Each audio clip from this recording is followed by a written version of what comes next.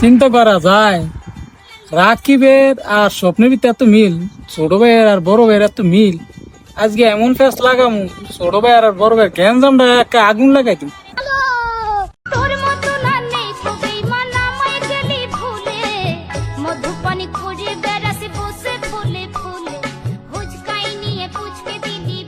আসসালামু আলাইকুম স্বপ্নদোষ ভাই, ভালো আছেন নি?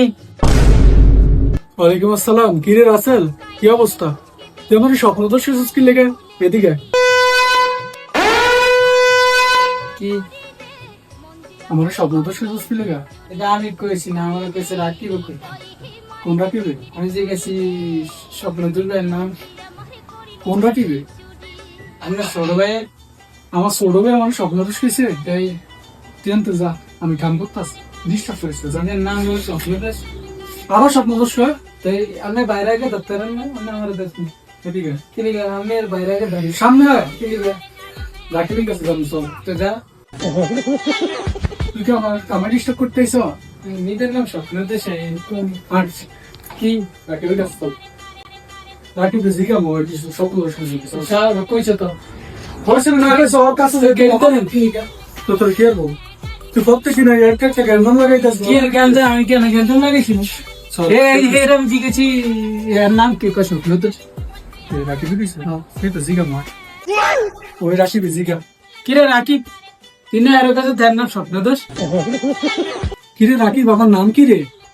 তুই বলে আমার কইছিস আমার নাম স্বপ্নদোষ? হ্যাঁ, প্রত্যেক দিন দোয়ানের ভিতরে একটা একটা গ্যাঞ্জাম লাগাই দেয়। তুই কি আসলে আমাদের স্বপ্নদোষ কইছিস রাকিব? আমি এর জিজ্ঞেছি এর নাম কি? কয় স্বপ্নদোষ। পালাস কি লেগে? রাকিব তুই এ কর। আচ্ছা 1 মিনিট, বড় ভাই আইছে। হ্যাঁ, আমি 1 মিনিট পর কথা কইতেছি। কি ও ভাই, আমি তো এই কথা আমনেরে কই নাই।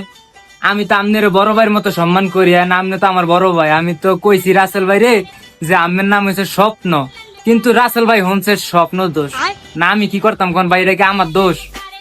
হায় রে, আচ্ছা না কোন দুর্গতি ধরে ফেস লাগাই আমি, এই ফেস আমার উপরে হারাই যেমন আমার ফেস। তুই এদিকে তাকা।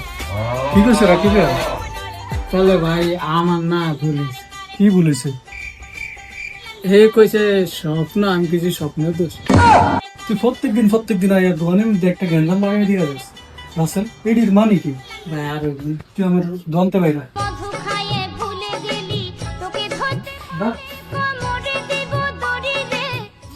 তোর যেন আর আমার দোয়ানের আশেপাশে না যাই।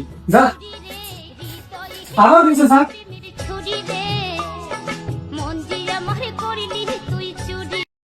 স্বপ্ন ভাই, রাসেল ভাই লাগে ব্যবহারটা এমন করে নয় না, লোকটা সরল সোজা। ও তুই প্রত্যেক দিন দোয়ানের মধ্যে আইয়া একটা একটা গ্যাঞ্জাম লাগাই দে। তুই দেখছ বিষয়টা কেন করছ? প্রত্যেকটা দিন সে দোয়ানে আইবো, আমি কাম করতে আছি ক্যাশে কিন্তু এই গ্যাঞ্জামটা লাগাই দিস। আসলে ওই যে কথা কইতে গেলে ভুল করে দাম বুঝছেন, এই হইলো মূলত ঝামেলা। এই লেগে পেছে কইরা যায়। আসলে বলাটা সরল সোজা। আর কালকে আইলে চা পানি খাবে দিলে মনটা ভালো হয়ে যাবে। আর তুই ইয়া করিস, আমার তো টেল হয়ে যাস, কিছু খাওয়াই দিস। আচ্ছা।